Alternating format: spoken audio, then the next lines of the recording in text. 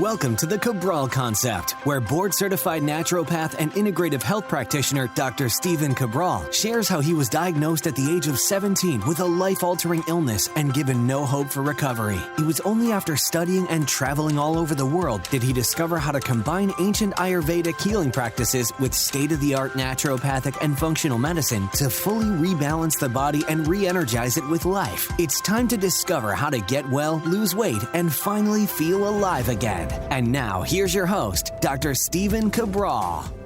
Welcome back, everyone. We're here today with episode 1913 of the Cabral Concept. Great to have you here today. Welcome back to the show and glad you could make it. So yesterday we went over a lot of great questions that have come in from the community. There just came in about 5 weeks or so ago. We get new questions every single day that come in to Ask Cabral. Of course, happy to answer those. Just remember, each and every day you can get your questions answered right on over at cabralsupportgroup.com. But if you'd like to wait for me to answer them on the show live, then of course you're welcome to submit them at stephencabral.com/ask Cabral. Just one thing to keep in mind is that your question won't be seen until literally I look at it it's been on average about 6 weeks later. So if it's customer service based, send that email on over to customer service. This is not customer service. And of course, if it's going to your health coach, please send that over to your health coach. All right. So as always, I love being able to see what's going on in our community and what questions are coming about. It allows me to create longer full show podcasts if the question kind of keeps coming up. And of course, they may even lead to health results accelerators, which are about 4.5-hour deep dives into all sorts of health issues in the future. If you want to see the health results accelerators that we currently have, you can head on over to stephencabral.com/accelerators. Some are investment wise and some are completely free. So you can check those out. Okay, let's get into our first question of the day. Deanna is up first. So let's see what Deanna is saying. This came in on March 23rd. So again, about 5 weeks ago. Hello, thank you so much for sharing your knowledge with all of us. I always look forward to your daily podcast. Over the past 6 months, the week prior to my cycle, I get flu-like symptoms. My bones ache and I'm tired all the time. I'll sometimes even run a low-grade fever. I was tested for COVID several times to rule that out. What else could be causing this? My functional medicine doctor has me running the Dutch test and also put me on DIM. I'm just curious to get another viewpoint. Thank you again. All right. So I know a lot of people are using the Dutch test. We don't use it. We don't believe in a urine-only based test. You're going to get, in my opinion, much better results by doing a saliva-based test in terms of hormones, because you want to see what's actually present, usable, not just what was used. It's great. Again, I have no issues with that. And then also, just being put on a single nutritional supplement is never the answer. It's never the answer. And again, I don't know your doctor, so I'm not getting upset at them. But oftentimes, we have a lot of functional medicine doctors that are medical doctors, MDs. And again, they're trying to do great work. They're trying to do more for their patients. However, they don't always have the most holistic viewpoint. You don't give someone DIM to fix an issue. You use DIM, which we use in our estrogen balance product, which is not just DIM, it's DIM and I3C, indole 3-carbinol, but you do that as part of a more holistic program. So the 9 out of 10 women who have your symptoms are going to have what's called estrogen dominance. So that would show up on the lab that we run, which is the stress, mood, and metabolism lab, without a doubt. But you can also want to look at it as how's it tied to the thyroid? How's it tied to your vitamin D? How's it tied to your blood sugar? The Dutch test is not going to give you that. Again, nothing against the Dutch test and nothing against the company. Great company. No issues with that at all. But it's a popular lab that really became popular about 5-6 years ago. And people ask me all the time, and I'm just saying, I think there are more comprehensive ways of looking at it. That's all. So again, choose what you want to as a practitioner. I've chosen the lab that best serves my private wellness clients and of course, wellness clients all over the world, because we open source these labs. But a lab itself is also only as good as the practitioner, right? So that's why we have 4,000 integrative health practitioners all over the world. You can find them over at integrativehealthpractitioner.org. You want to look for someone that's level 2 certified. Level 2s are going to be able to share with you, hey, Here's how we read this lab. Here's how we begin to make recommendations from a holistic standpoint. So if you weren't given a nutrition plan, if you weren't given not just one supplement, but about 3 or 4 to help with the rebalancing, it's not quite right, because again, what's causing the estrogen dominance? Well, not just a lack of DIM, yes, that's going to help symptomatically, but how do you eventually stop using DIM? Well, you do that by actually looking at what set it off in the first place. And a lot of times that's central nervous system issues, sympathetic nervous system dominance. So what I recommend is, again, if your functional medicine doctor is the doctor, then great, continue working with them. If not, you might want to look at a more holistic standpoint. Again, I never say take away from any doctor, but if the doctor's not helping you, they're not helping you, okay? I went through dozens of doctors before I found the right practitioner for me. And I would say you can also just take your own knowledge to the next level. Go to stevencabral.com/accelerators and see if the female hormone rebalancing health results accelerator is for you. All right, hopefully, and that was a bit of a rant. I don't like to get too ranty, but it does happen. And it happens when I feel like there's an injustice being done to someone with their healthcare. And I don't feel that that was the best for you. But again, I might not be getting the full story. But if someone just gives you DIM and say, hey, be on your way, here's a product, go on your way. No, that's a silver bullet approach. It never works. All right. So take a deep breath here. All right, I'm settled. Okay, so Kelly's up next. Good day, Dr. Cabral. Hope all is well in your world and sending some sunshine from down under. Thank you, Kelly. Appreciate that. I recently had an IGg food sensitivity come back with grapefruit and lemons and limes and citrus and many others showed up. With regards to whole food electrolytes, lemons and limes and water are out of the equation for now. Would you recommend sparkling mineral water, which tends to make me bloat and burp, as an alternative, or would you recommend something else? Same with the cirtricidal drops during the CBO. Would you leave these out during the protocol, or do the benefits outweigh the sensitivity? Thanks a million for you being you. One of a kind and grateful to have a human like you to inspire us. Thank you, Kelly. It was quite nice of you. Appreciate that. Okay. So it certainly seems like you have a sensitivity to citrus-based fruits. Okay. So we're going to eliminate those for either 6 weeks, 12 weeks, or 6 months, depending on the severity that showed up on the test. And of course, your health coach will walk you through that. So what do we do? You said you recommend, should you do sparkling water? Well, sparkling mineral water, you're looking for the potassium, right? So if you add sea salt, you're getting all of the sodium that you need. The sodium chloride can help rebuild stomach acid, can give you some electrolytes there. So technically you're saying hey, how can I get my potassium? Well, the truth is this, that if you eat a lot of vegetables, especially a lot of greens, you're getting plenty of potassium. So I wouldn't worry as much right now, although of course lime's really nice to squeeze in your water. But you may just do a little pinch of sea salt for right now with no lime for right now. There is another way to get it, and that's, of course, using trace mineral drops. And so you can use mineral drops that have sodium potassium. You can also just use the alkalizing vitamin C. So if you're using alkalizing vitamin C, you're getting all those electrolytes too. So I would be careful using a sparkling mineral water unless it's a more natural version, and I don't have my bottle. It's way over there. I would grab it for you. Today I'm drinking some Gerolsteiner. I've talked about that before. Nice mineral-based water. Okay, so that's that. And the citricidal, So I can't give you advice for you, but I can give you advice of what I would do. So what I would do is I would still use the cirtricidal drops. Is it from grapefruit? Well, it's from grapefruit seeds, so yes. But is it grapefruit seeds? No. It's actually an extract from grapefruit seeds, right? So it's people ask when you get phosphatidylserine, it comes from soy, right? So, okay, does it contain soy? Well, no. It's phosphatidylserine. It's an extract from soy. So you're not getting any soy. You're getting an extract from soy, right? So that's how I look at it. Me personally, if my coach said, hey, based on your labs, we recommend the cirtricidal drops with this because there seems to be a lot of this, overgrowth, then I would do that. I would feel comfortable with it because it's for 21 days and then you would just stop. So that's up to you. Again, that's what I would do for me. All right. Seems like there's another question from Kelly, or at least a Kelly.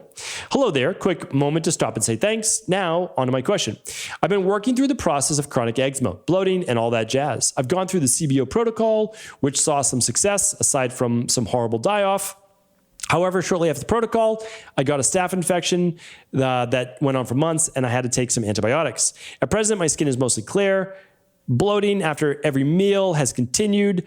I have one stubborn spot on my upper lip, upper nose that doesn't seem to calm down. I was wondering if it could be a sign of something else. Do you give credibility to facial mapping and perhaps it is a sign of an issue somewhere else in the body, for example, the heart or the spleen?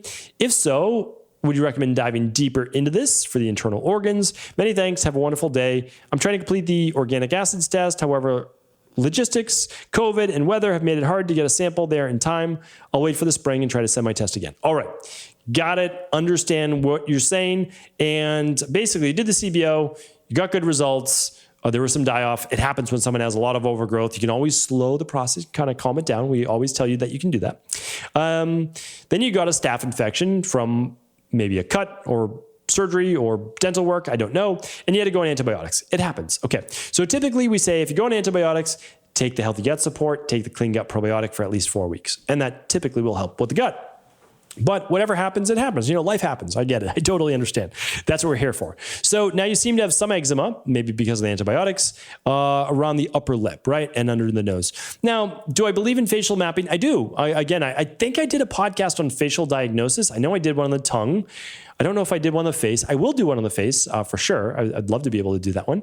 So, but not always, right? Like if you get eczema above your lip and under your nose, it doesn't necessarily mean that there's anything going on with that specific area of the body. So I don't know in this case, because you can get eczema around your ear, you get it hair, you know, it likes, eczema likes spots that could be a little bit moist, a little bit damp. So it goes for like the folds of the body, the elbows sometimes, behind the ears, around the cracks of the nose. So I don't know that I would go too deep into that. Obviously, it could be, right? Nothing wrong with exploring. But what I would do right now is I would get that gut fixed again. So I would do the bacteria and parasite stool test, or you're going to run the organic acids test, which we call the Candida metabolic and vitamins test. So that's certainly what I would do. You might have to redo the CBO protocol. That's all right. You know, life happens. And so this time we'll get right into that heal and seal and we'll make sure you're feeling great. All right. Is this a third question from Kelly? I think it's a third question from Kelly. It could be different Kellys, but we'll see. Hello, Dr. Cabral. Hope you're well and happy. Where might you be at this present moment? Where you might be. I think Kelly's just saying, hey, I hope you're well wherever you are. And I appreciate that, Kelly. My question is about eczema flare-up before my period. The week before bleeding begins, their skin tends to worsen, flare up, and increase the itch. Could it be possible that progesterone levels become too high, causing this flare-up? And there is a case where females can experience progesterone dominance instead of estrogen dominance. Not sure if it works the same way. Still learning an IHP course. Now would one approach high progesterone with regards to lifestyle and supplementation? Of course, I do not expect a diagnosis or treatment plan, merely your advice if you were a female in my shoes. Jokes, have a wonderful day. All right, Kelly, I understand what you're asking. Happy to help. So it's definitely possible to have high progesterone the week before your cycle. Absolutely possible. Now, does it typically cause more symptoms? The answer is typically no, right? So there is no way that I would err on the belief that you have high progesterone unless I start on a lab test, because it's not even 1 in 100. It's much smaller than that. So it's less than 1%. Because I read hundreds of labs a month. So it's definitely not that. So what can I say? Well, I can say that this is definitely possible. Eczema and skin rashes definitely flare up for many women the week before their cycle. And it's typically, though, because of what Deanna talked about in the first question, and that's because of estrogen dominance, not progesterone dominance, which doesn't technically exist. So, but progesterone still can be high. We don't call it progesterone dominance. We call it estrogen dominance when estrogen is higher, not above normal. It's typically normal. Again, I talk about this in my Health Results Accelerator.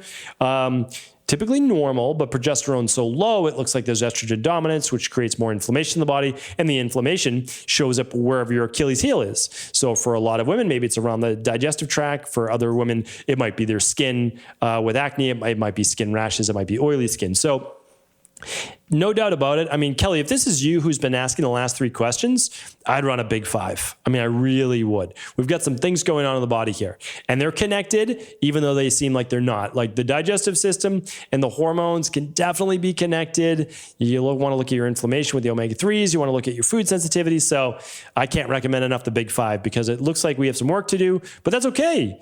Because again, the work has to be done. We can never get away from the work. We can't pretend like, oh, we're just going to take this one supplement, everything's going to be fine. No, I wrote a book called the Rain Barrel Effect, and it details the work. Now it tells you how you got here and then how to get back to normal, right? And so that's with the de-stress protocol. And yes, there's one letter that has to do with scientifically proven nutritional supplements, but there's 7 others: diet, exercise, stress reduction, toxin removal, rest, emotional balance, those supplements, and of course, the success mindset. All right. Anonymous is up next. Hi, Dr. Cabral. Thank you for taking these questions. The podcast is super helpful, and I really appreciate the work you're doing. I have a growing number of skin tags, moles, and seborrheic keratosis. I'm 37, female, and wondered what is going on with this. I've seen a dermatologist who assured me there's nothing to worry about, but I want to understand what the cause is. Thank you. Okay. So I've gone through skin tags before, gone through moles before. I've gone through seborrheic keratosis. I've gone through also cherry angiomas. And I've given you all the different research that's out there. All right. Skin tags can definitely be from blood sugar dysregulation. No doubt about it. We see it a lot. We see it a lot with diabetics. So make sure you know your blood sugar. All right. Simplest thing to do is go back and just go to stevencabral.com/podcast, type in glucometer. And you can see my last few shows on checking blood sugar, or you can run your stress, mood, and metabolism test, which will look at your cortisol, thyroid, hormones, and it will look at your insulin and hemoglobin A1C. So that's important for sure. In terms of moles, well, not moles, but freckles. So moles are a little different than freckles. Freckles and start to develop to a greater degree. The older we are, the more sun exposure we have, because we're actually creating more melanin in our skin, and that's creating some form of skin damage. Is it dangerous? Not really. It's creating oxidation, and the oxidation then doesn't go away unless you actually do some type of dermatological peel. We'll talk about that for the skin. The cherry angiomas are oftentimes linked to toxicity in the body, higher levels of bromine. However, I haven't seen that play out in clinical practice because I test for bromide or bromines, and I haven't seen that. So I don't know that that's true. The older we get, the more of those little red dots that seem to form with those red blood cells essentially on the outside of our body seems to be harmless, seems to be no issues at all. So I always look at this. I say this is like you get your blood work run every year with your PCP. You understand how to read that. You look at it. You understand if you're almost out of range or not. And then you run your big 5. And if everything's in range, I don't want us to be overly worried, right? I want us to be like, all right, I'm aging. These things, some things happen, but you keep yourself as young as you can, and then includes your skin. And that's how I look at it. So there are many ways to look at it, but I've done the research and so that's what I wanted to share with you. And then again, if you want to look up seborrheic keratosis, I definitely recommend going to stevencabral.com/podcast. Type that in. You're going to get a lot more information as well. All right. One more question for the day. And this is from Valeria. I see you have no podcast on carrageenan and agar-agar, 2 ingredients highly used in vegan, vegetarian world that's of growing pace. I ask because both ingredients have conflicting answers within the research world. Is it fine for us to cook and eat with? Okay. Yeah, it's a great question. I've definitely talked about carrageenan before, or some people pronounce it carrageenan. I've definitely talked about that. It's I know for sure. Let me just check here. Go to stevencabral.com/podcast. So you can always do that. You can go to stevencabral.com/podcast, type in carrageenan, but you can also just go to Google and type in stevencabral.com and your keyword carrageenan and see what pops up too. So episode 181, way back, the first, 181 days of the Cabral concept. Way back in 2016, I talked about carrageenan because I talked about almond milk, and you don't want to get nut milk with carrageenan in it. So it's a thickener that may be okay in humans, but in lab rat studies, it seems that it may cause cancer. So I always tell people, stay away from carrageenan. Now, what about though, so there's 2 different pronunciations of agar-agar or agar. Some people even say agar because it's a vowel, a consonant, and a consonant. So however you like to pronounce it, fantastic. Just to make things even a little bit more complicated, you might see in the cooking world as just agar or agar, not agar, right? But just one. So what does it all mean? Well, really, what are we talking about? It's a red algae, okay? So it's a type of seaweed, essentially. That's what agar is. And it is used as a thickener. And it also is loaded with calcium and iron, and I believe there's vitamin B9, folate in there.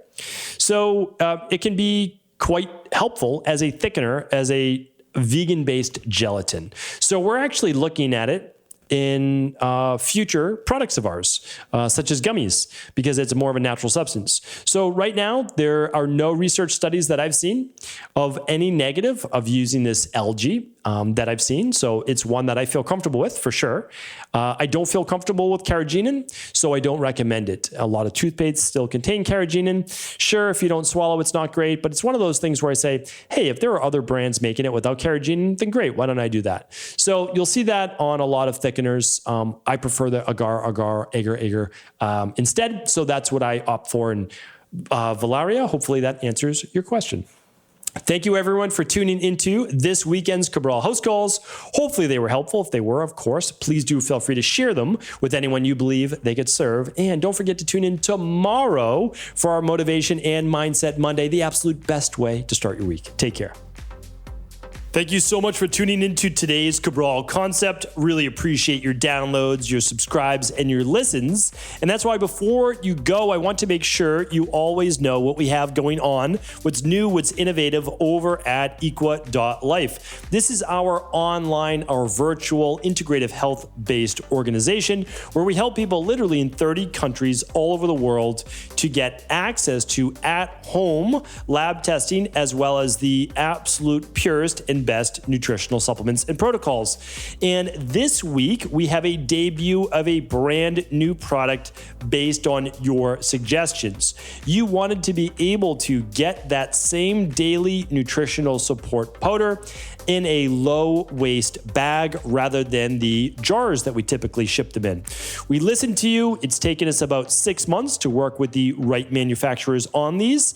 And now we are debuting those low waste daily nutritional supplement based bags. This is the same grade vanilla or chocolate based powder that contains all of your daily nutritional support. All of your vitamins, your minerals, your electrolytes, your detox factors, fiber, plus 15 grams of a plant-based protein. This is completely vegan for those that are looking to be on more of a plant-based or vegan-based diet. And it's a great way to supplement a whole food diet. It's the number one product that people use in our practice to maintain health and also to increase their health, vitality, energy, and much more. So right now we are offering you, whenever you purchase those it's this week, when you purchase the 2 bags, which is 1 month supply of the daily nutritional support, we're actually going to give you our brand new free glass canisters. These are glass canisters that you can stow away in your cabinet, kitchen cabinet, or keep right on your countertop like we do right at home. The glass canisters are a great sustainable way in order to be able to save all of your nutritional supplement, your daily nutritional support inside of that container with a sustainable bamboo-based lid. Really nice, beautiful base design, $19.95 value, yours completely free this week while supplies last on those glass canisters. Head on over to equa.life for all the details. Thanks so much. Have an amazing day.